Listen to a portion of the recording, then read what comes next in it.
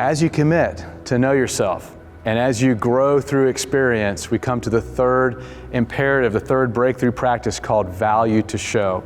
What do we mean by value to show? Value to show is taking your increased clarity about how God wired you up and bringing more of that value to your current vocational workplace.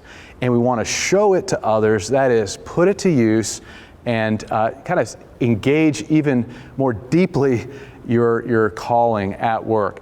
Now, one of the ways we want to think about value to show is through this big idea of stepping 10. Stepping 10. What do we mean by that? Well, imagine this idea that if you are doing the same thing the same way you did last year, you're not growing. You're not growing in an understanding of what God put you on earth to do and applying that.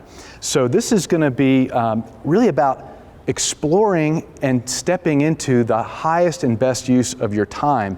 And stepping 10 refers to what kind of 10% change would you make to your role description in your current vocation, in your current 9 to 5. So imagine looking at a week's worth of your current work performance and saying, okay, if I could take that Monday through Friday batch of work, and if I could just tweak my role description a little bit, how would I begin to tweak it? What would I decrease? What would I increase? How would I live more into the courage and the experience, the evaluated experience that's helping me gain more clarity? Now, there's some very specific things we want to show you in the value to show piece. And one of the tools is what we call the value vitality matrix. And I want to walk you through really a way to begin plotting where you currently are in your vocation and how you might step into greater value. On the vitality value matrix, we want to start by creating a very simple high-low understanding. And what we mean by this is your vitality is the energy that you get from the tasks and the relationships and the flow of your current work life.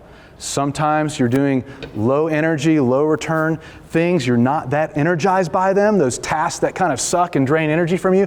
Sometimes you're involved in things that just bring out the best. They're tasks that literally energize your vitality.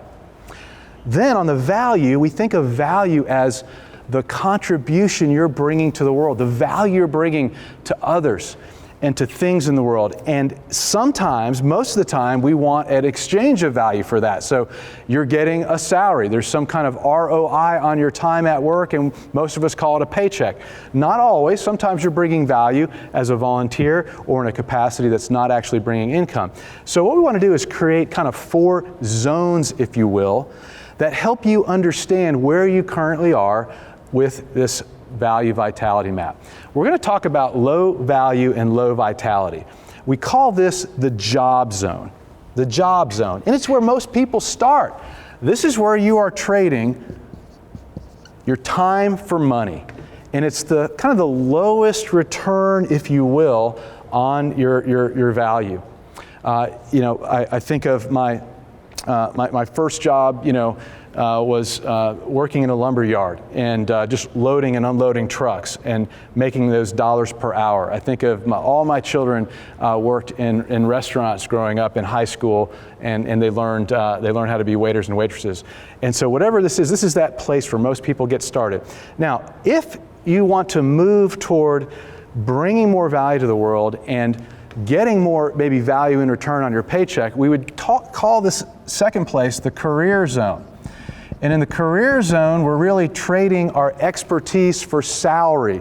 And you think of that typical career trajectory.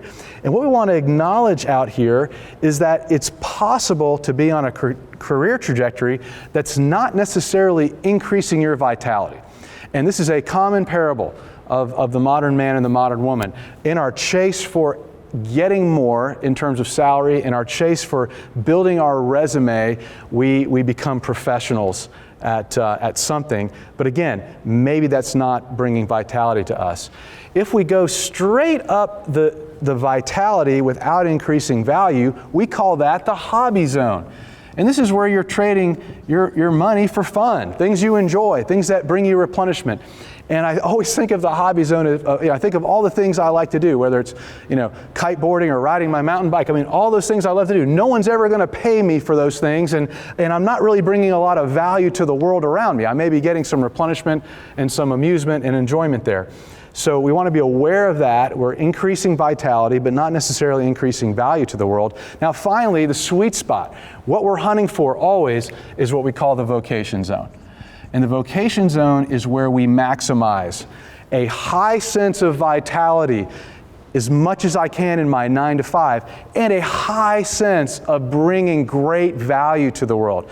It's this idea that the world's needs are being met, and there's a deep gladness that is being released in me, as has been often said, that beautiful place where both things are coming together. So the value vitality matrix helps us understand where we are and begins to create an orientation that sets us up for some further tools so that you can increase your value in your everyday work life.